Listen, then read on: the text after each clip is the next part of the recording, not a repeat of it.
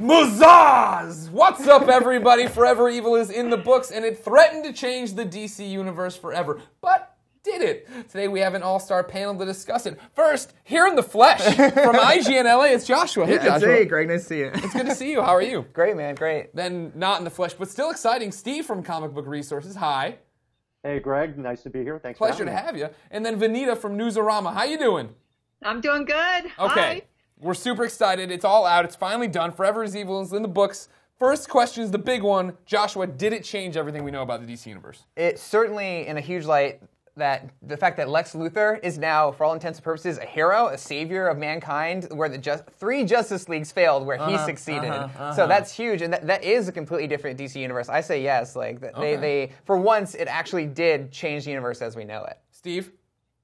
Absolutely. I think a lot went on in the course of 7 issues, plus the Justice League tie-ins introduced a lot of new characters. We got the Metal Men coming in. We got the Doom Patrol coming to the New 52. And we have a lot of interesting, lasting stuff about the Crime Syndicate and their place in the current DC universe. Vanita, do you agree with everything that's been said? Yeah, I mean, I don't know if it's an entirely new DCU. I think a lot of these things had a lot of hints, but it certainly created a lot of excitement, all the new additions and the potential for some of the new threats and some of the battles that are definitely coming within the next year. You're all falling for it. Lex doesn't change. Lex Luthor doesn't change. He's going to go back on everything and be evil. This is what he does. Yeah. Has the world lost its mind? Well, I know you're a huge Batman fan, and this event pretty much has been Batman versus Lex Luthor, right. And Batman, he even shook his hand when Lex went off to save the world. Yeah. So, how do you feel about that? I'm waiting for the issue to drop, and I don't think it's going to be quick. I think it's going to be a while of good Lex, right? He's working with the Justice League now in their standalone book. Like, I like that character development, because we always talk about that, right? You know, the best villains think they're the heroes, and that's usually Lex's thing, but then he goes and does something evil on top of it, and you're like, that's kind of stupid. But, like, here, I think he's going to stick with it for a while, but then turn eventually. That alien will do something to him. Yeah, sure. Speaking of aliens, Steve, what did you feel about the whole Bizarro-Lex relationship? Oh, man, that was a little bit heartbreaking. It's really interesting to see how Lex and Bizarro's relationship built up from issue 1 all the way up through 7. I mean, you get to see these demonstrable beats in the entire story, which I think Jeff Johns did really, really well. That really demonstrates how Luthor grows to have an affection for Bizarro, and when Bizarro dies, spoilers, I guess. Heads up! You don't watch this video if you haven't finished Forever Evil number 7. Yeah, full spoilers. Sorry about that. Well, we got a long way into that before we I just always assumed the headline, the strapline. You knew something was coming, ladies and gentlemen. But yeah, it was really heartbreaking, and to see how he now has this drive Lex now has this drive to recreate Bizarro exactly as he was. It'll be interesting to see how that progresses as well. Yeah, they were bros for life. That was something I really never expected, because usually they create Bizarro and he goes and does his own thing, or he's this mindless Hulk, but they had this real relationship. He gave Lex a hug. I know, so and cute. I actually think it was special for Lex to have a Superman that liked him. Yeah. That was really special. Yeah. I like, when he sits down and yells, but he was my monster. Yeah. I was like, yeah, you get it, Lex. Let's go to something else then, completely different. Another big beat for it. Vanita, what did you think of the whole Dick Grayson arc? Dick Grayson, I'm kind of iffy about his secret identity being outed. It kind of makes me cringe when everybody from Spider-Man to, The Flash and Daredevil, like everybody knowing who they are, because it's hard to put that one back in the box, although they have with all those heroes. Yeah, just meet a devil or something that'll, steal your wife, and then it all makes sense. I think Jeff Johns even reversed the Flash one by having the Spectre make everyone forget, but then it was a problem because the Justice League completely forgot who he was as well. So we'll see what happens with Dick Grayson, but I think it set up something really interesting with Grayson, the new series. I don't know if we're going to get into that, but the arc over the story was, like I said, I wasn't real happy with in issue 1 when his identity was outed and he kind of went down like a chump. But now I'm really looking forward to what's going to happen next. And it was kind of cool having Lex kind of turn the table on Batman and save Dick Grayson, again showing that he's a good guy. I mean, it was shocking to see Lex doing so many good things, Yeah, well, for Nightwing, once the Justice League was out of the way, he's the top dog out of all the the heroes, the sort of the second tier non-Justice League level heroes. He's like the new Batman, So that's why he had a big X painted on his face. I do think it was a little much to be expose his identity and string him up with the Superwoman's lasso of submission and then be just beat the crap out of him and be like, oh, here's his identity too. It was really salt in the wounds here, Crime Syndicate. Yeah. They're trying to make an example out of him. But I like the secret agent angle. I think that's really cool and an interesting way to take him. He's the one character in the DC universe who's allowed to change. He's gone from Robin to Nightwing to Batman, back to Nightwing, and now he's a gun-toting James Bond type character. That's cool. Here's my problem with it. And I understand that Lex is the smartest guy in the world, so he was able, and there was a few, obviously, hints he saw from Batman dealing with Grayson, and then at the end getting to whisper, Bruce Wayne is Batman. Steve, don't you feel like a simple Google search of Dick Grayson is going to put him right in camp with Bruce Wayne, and then everybody's going to be like, wait a second. Well, yeah, and Lex Luthor does exactly that. He basically Googles Dick Grayson and figures out that Bruce Wayne is Batman at the end of the issue. Like you said, it doesn't necessarily take a Lex Luthor level intellect to do that, but certainly if Lex Luthor can figure it out and through a simple Google search, hopefully we'll get to see maybe some of the other ramifications of the fact that other people can figure it out. Tim Drake figured it out a really long time ago, and that was before Google really, really took off, or before the internet was a super thing. And now with all the information being out there, it'll be really interesting to see if other people figure out that Bruce Wayne is Batman as well. Now anyone can be Robin.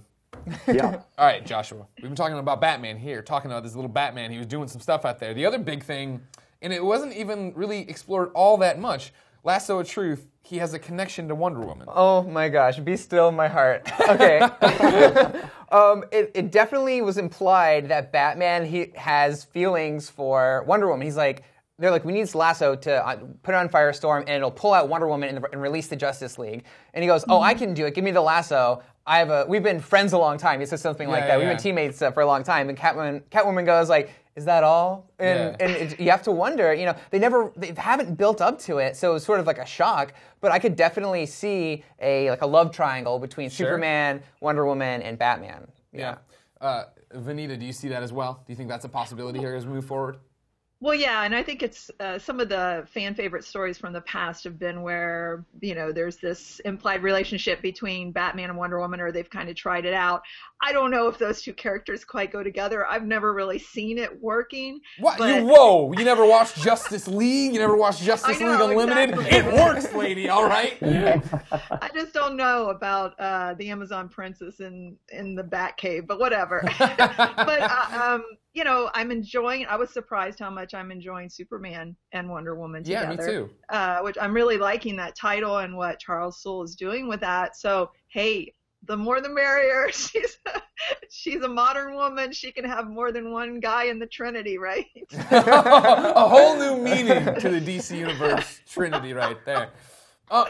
Joshua, it's funny, we're talking about all these different story threads about the characters we know so much.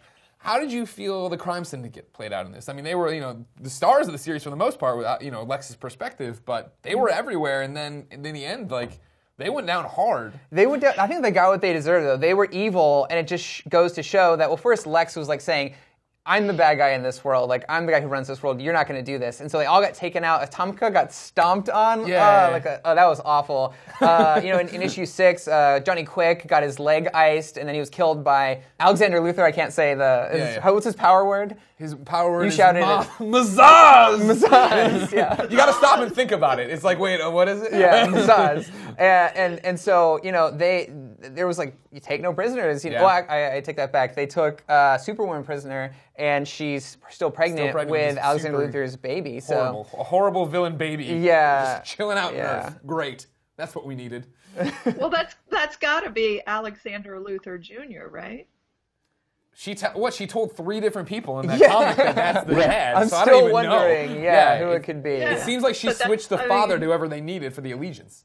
But I'm just saying, if he is Alex Luthor's son, then he's the new 52 version of Alex Luthor Jr. Mm-hmm. So, I assume that's probably him. And who knows what kind of powers he has. I don't know if the spawn of Alex Luthor would pick up, the whatever he got when he killed people or whatever that was all about. Yeah, I mean, that's a huge thing. What about you, Steve? I think it's really awesome that that most of the Crime Syndicate members that did not bite it in Forever Evil are still around. I mean, Owlman is at large, and he's taken an interest in Dick Grayson, which I'm really excited to see if that plays into Grayson. Actually, I think it's super interesting. And then we've got Ultraman, who is depowered by our Earth's yellow sun and kind of cowering in a corner somewhere. So you've still got the unholy trinity of the Crime Syndicate on our Earth, and bringing them in and ending the event without them being off the table is pretty cool. Just because I think those characters were developed really well over the course of the series, and the fact that we still have the Crime Syndicate trinity around, I think, is going to play a huge role moving forward. Okay, so speaking of evil on our world, AntiMonitor. Oh my gosh, that last page. Oh my gosh, that was something else. He showed up. He's like more sort of human-sized now. It looks like more like on a Darkseid Thanos size instead of the giant like building-sized creature we're used to. And that's like really interesting that they decided to go that route because we always thought it was Darkseid because he was the one who had destroyed Earth 2. And he tried to destroy Earth, our Earth Prime, and it didn't go out. So you thought he was coming back. But not only is it AntiMonitor instead of Darkseid, AntiMonitor wants to go after Darkseid and get him. So that's awesome. That Earth is going to be this sort of battleground between these two uber powerful DC villains. Totally. Vanita, do you agree? Were you excited to see the return of the AntiMonitor? Yeah, and I think, everyone's wondering, is there going to be a crisis in the New 52? And certainly when the AntiMonitor shows up and there's already this indication of, wars between worlds and him being able to go from one world and consume it into perhaps another world, I think it's really exciting. But I'm wondering, who's the shadowy figure who's talking to him? Right. I have no theories. What about you, Steve? I don't have any theories either. Unfortunately, it's there's not a lot to go off of. But I do think it's interesting that Vanita, you mentioned Crisis. I don't know if you guys noticed the chapter titling for this issue for Forever Evil was called Crisis of Self. So it was in many senses a crisis in the DC universe, and the AntiMonitor showing up just kind of underlines that. I do think it's really interesting that the heroes of our Earth are focusing on Darkseid when really the bigger threat might actually just be the AntiMonitor. Yeah. All right, so final round of questioning right here. We'll start with you, Steve. What did you think of Forever Evil? How did it stack up compared to other, DC comic events we have?